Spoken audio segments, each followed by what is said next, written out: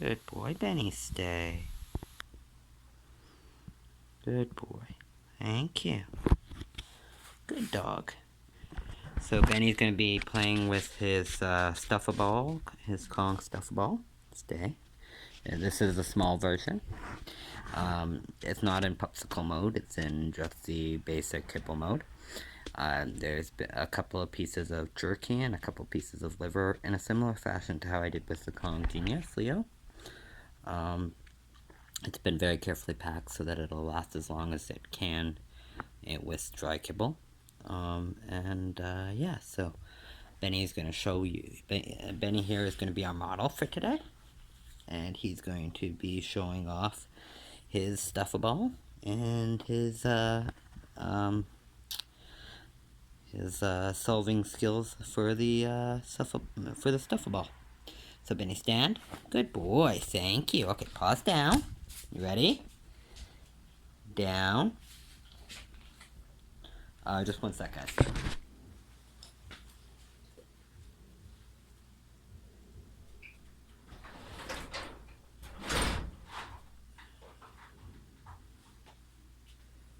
Sorry about that, guys. I didn't want the ball to roll out and lose it. Sorry. Anyways, Benny, good boy. Manners. Are you ready? Alright, Benny, take it. Good boy. All done. Good boy. Good boy, yes. Good boy, brilliant.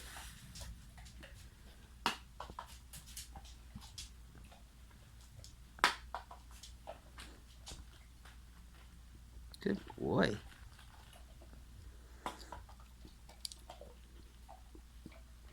Good dog, yeah. Is that good?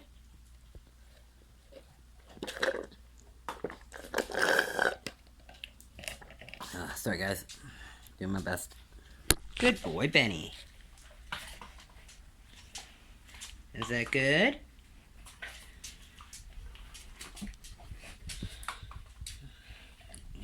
Is that good, Benny?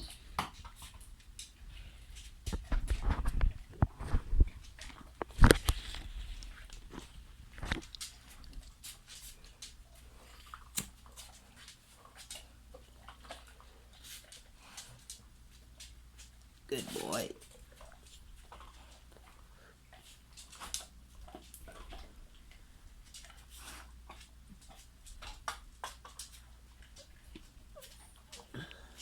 Even with the best packing jobs, it still doesn't last forever. It will be over pretty quick, relatively speaking, especially compared to, say, something like a popsicle. And if it's particularly hot, you know, the extra heat that they produce by bouncing around playing with this could be problematic, but assuming you don't have like any issues, like any risk of heat exposure or something, like there's really no concern. It's totally okay to use your Kong in defrosted regular kibble mode. It just, like I said, it won't last as long, so make sure, of course, that at all times you have clean, fresh drinking water available to the dog, so that they, if they get thirsty or they need a drink, that they have all the water they need so they can digest their food and continue to play their games and have fun.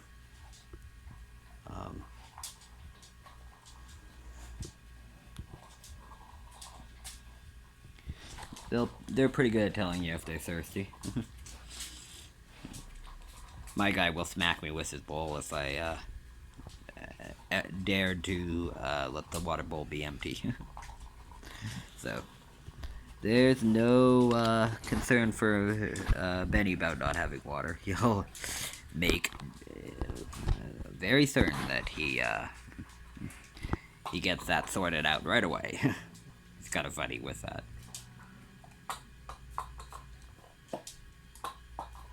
Good boy. But yeah, so you can definitely extend the time the Kong is effective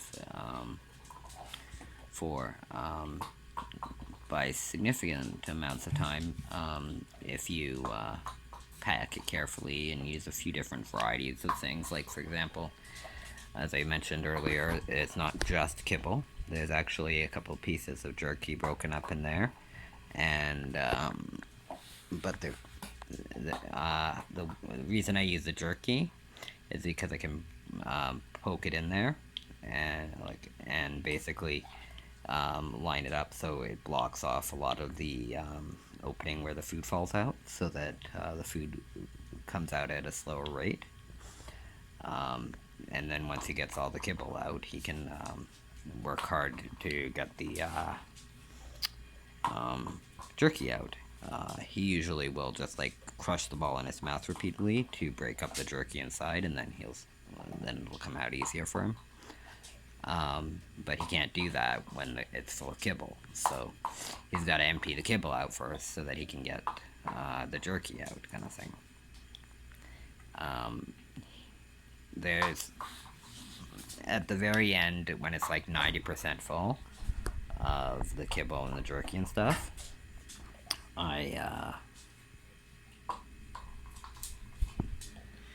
good boy, Benny. Yeah. When it's about 90% full, I'll take a piece of dried beef liver, and it's about like a 1 inch by 1 inch square, a little smaller than that, probably maybe 3/4 inch by 3/4 inch, but whatever. And I'll slip one of those in, so that it's basically covering up the majority of like the whole entry, but it can't slide anywhere or go anywhere because the majority of the toy is filled. And then I'll fill those last few little bits of space with some more kibble, so that it's totally as packed as tightly as I can get. I can't get anything else in. And so that liver will hold back the vast majority, and those couple of pieces of kibble at the end will keep the liver from being able to fall out. So basically, to get anything, he's got to really bounce it hard and dislodge those stuck pieces. It's okay, Ben, don't worry. To dislodge the jammed in pieces, so that he can slowly but surely get to the liver piece, so that he can get the liver piece out, so that he can manners. Good boy. So that he can get the rest of the food out. So, like I said, you can really extend the length of time it takes for the dog to get through the puzzle if you pack it carefully. And there's also you're pretty much only limited by your creativity, your ingenuity, your willingness to try. If there's any veggies that the dog likes, you can chop those up and throw them in, and in which case you can use different shapes and sizes, so that some fall out easier, but some have to take more work to come out. Like, you can choose some that the size will only come out if they are turned a certain way. So there's lots of variety and variability of ways you can pack this and adjust the overall time to finish that it will take. But there's nothing saying, even for a dog like Benny, that you couldn't, with the perfect Kong, get say 10 minutes out of a small Kong. And if you really were trying to push it as long as possible, you could easily make it last a good half hour of him working non-stop on it. I mean, and all of the advantages you get from learning to pack it dry like this can be utilized when you make popsicles, so that you can make your popsicles even more complex and fun and intriguing and complicated and novel and whatnot. So really the sky is the limit in terms of what you can accomplish with these games and toys.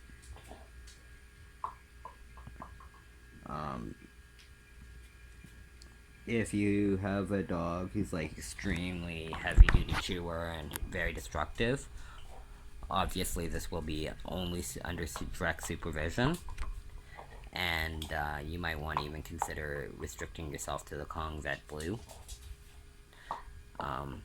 But assuming that the dog's not going to destroy the toy, either because they can't get the food out, or because there's no food left and so they're bored. That's the thing. Benny is a sweetie. Like, even when he's really frustrated by something, like, at worst, he'll walk away and come back in a half hour or something. And, come back and try again later, kind of thing.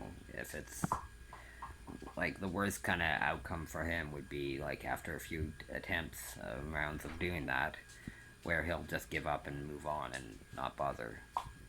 Usually because there's a lot easier ones around that he can get what he wants from without having to work that hard. And he's a little on the lazier side of things, so.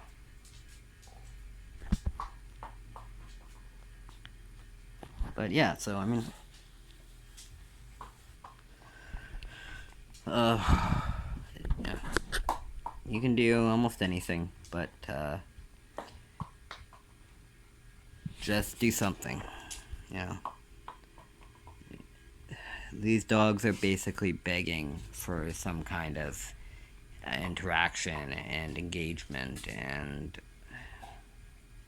these are so amazing for providing the dogs with something that they really value and really need. And by meeting these needs and giving them what they need, the dogs are so much happier, they're so much healthier, you know, just by virtue of the fact that Benny has never destroyed anything like a furniture or parts of a home or whatever. I've never had to take him to the vet because he swallowed something and ended up getting hurt. Like, for example, there's a dog named Bailey. She's a Wayne Terrier. She was my childhood dog. Anyways, we made a lot of mistakes with her, and I won't deny that we screwed up. I screwed up. I screwed up big time with that dog, and you know, that was my mistake, my fault. But she one day got into some garbage, got in some chicken bones, cooked chicken bones, of course, and she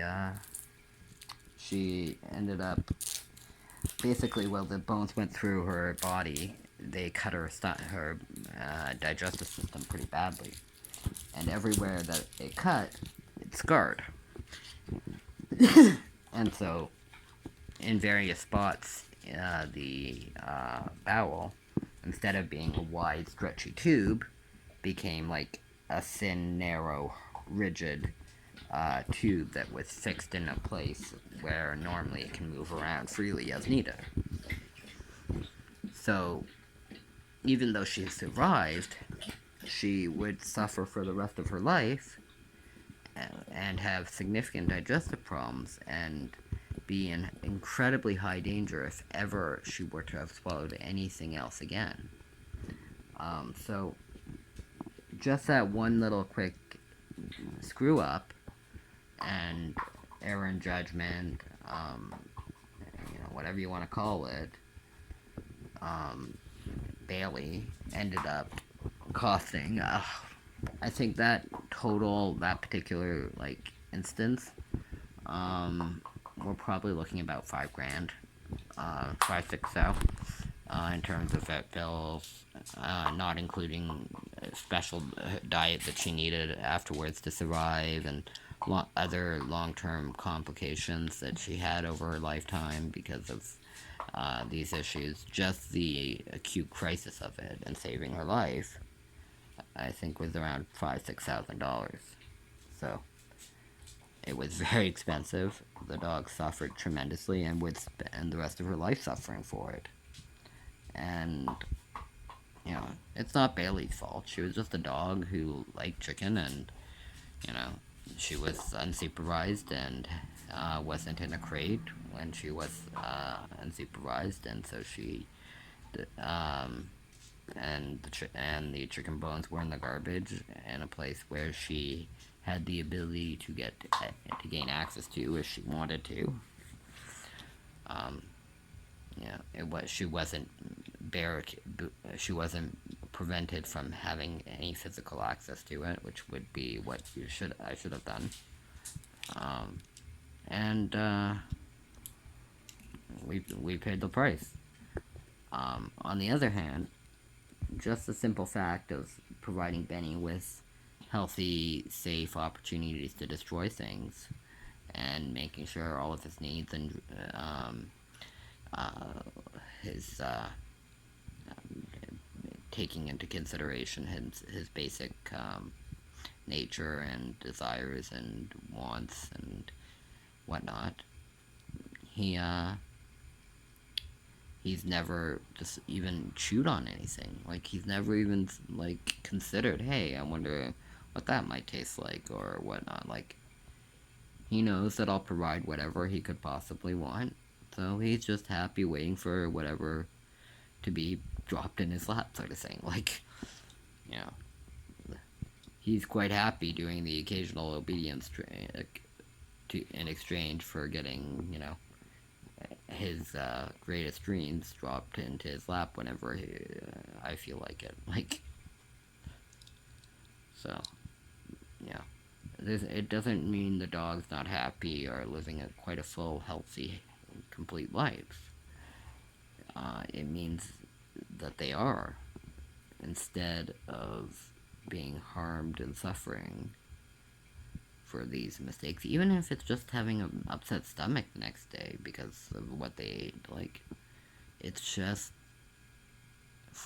or for that matter, the damage to the animal in your relationship when you come home to find your home destroyed. You might not be able to afford to replace those things. Or even if you can afford to replace them, your landlord might not be too happy about this and may evict you or force you to get rid of the animal. Like, there's a lot of potential where if that happened, it could be very devastating for a lot of people. So being able to ensure that it never gets a chance to happen, just everybody all around is better off. So, I mean, that's just my thing. I mean, it is what it is. Well, I'm gonna sign off here. It looks like Benny's finished. Hey, Ben. With your toy? You gonna bring it here? Give it here. Thank you. Let's check it out and see if it's done. Yeah, looks done. Good boy. Yeah, so that gives you a bit of an idea of, how long you can extend it for if you put some effort and thought into how you pack things. So, hey, off of there, come here. Over here, Ben. So, Benny, come here. Enough. Sit. No. Thank you. So, Benny, we're gonna go for... well, perfect time to sign off, everybody. You have a wonderful day. The choruses are singing now, so have a good day.